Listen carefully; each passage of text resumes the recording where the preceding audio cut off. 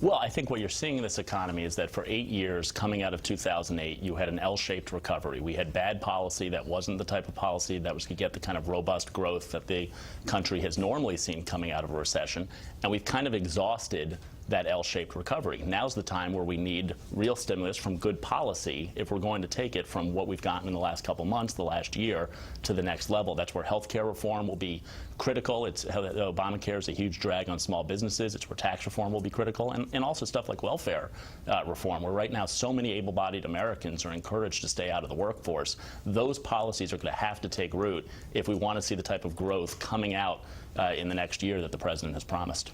To the extent that there is some softening of the labor market evidenced in these numbers today, we heard just now in that segment we played for you in the bump-in from Mick Mulvaney, the White House Director of the Office of Management and Budget, suggesting that perhaps capital is sitting on the sidelines, as he put it, waiting for us to repeal Obamacare, waiting for us to get to tax reform. But the Reuters article on the economy, numbers that were presented today, offered a different suggestion about why the labor market might be softening, and they quoted an economics professor named Sung-Won Son from California State University in the Channel Islands, who said, quote, political uncertainty in Washington is another factor holding back the job market. The probability that any of the Trump stimulus would become reality has decreased significantly in recent weeks. Charles Krauthammer, are the political troubles of the president involving scandals, investigations, allegations, and all of that potentially dragging on the economy?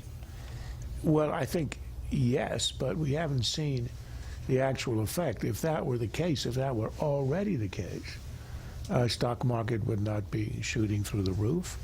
The increase in the value of shares is based on the assumption that it will be a spike in growth as a result of policies. But the problem for the president, for the Republicans, is that the policies are being held up by the fact that Republicans can't agree among themselves.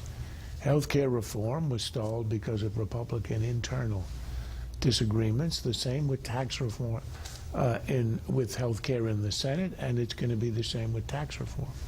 So this is a problem. You've got one party with control of all the elements of power.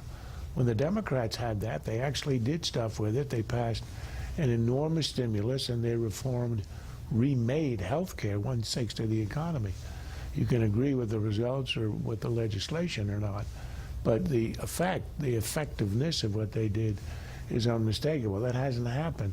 I think there is sort of an expectation that there's going to be at least tax cuts, if not tax reform, and that may propel the economy. But right now, the economy, to personify it, is waiting to see if this agenda is going to get off the ground. Right now, it's still on the runway.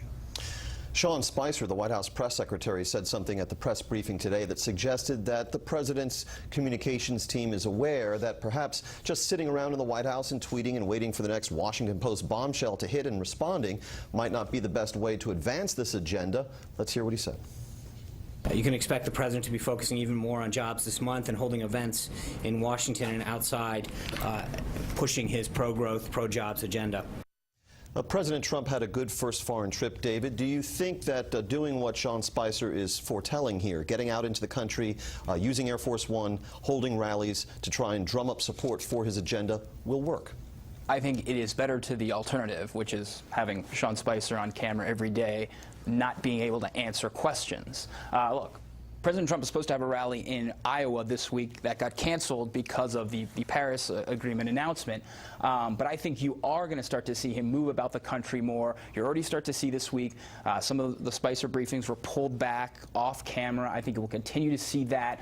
Look, this is a president who drives his own message. He doesn't tell everyone, all his advisors, where he's going to be on a certain day and time. So his best vehicle is speaking directly to the American people, and he gets energized by it. Look, this is a guy who loves the crowd. He feeds off the crowd, and that will put him in a better atmosphere. And look, he could go into some of these states and pressure some of these congressmen and senators to get on board with his agenda, states he carried by 20, 30 points. Goes into some of those states, some of those Democrats also that have to face re-election in 2018. He could be more effective there than here. I think every president is.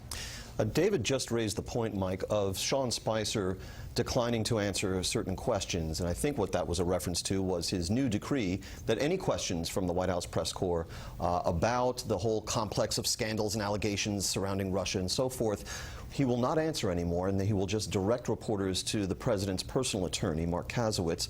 Are you okay with that? Well, I think it's wise. I think they need to take those issues, let the investigations play out, and put those to the side, because Republicans are going to need to start getting a sense of urgency about the agenda.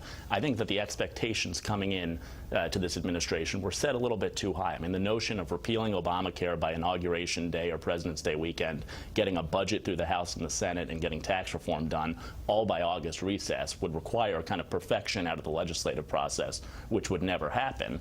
But now you're starting to butt up against all of those different things, plus the debt limit put on top. If you don't create a sense of urgency out of the presidency, the House, and the Senate, that's not going to get done, and so that's where their focus needs to be. Charles, I need a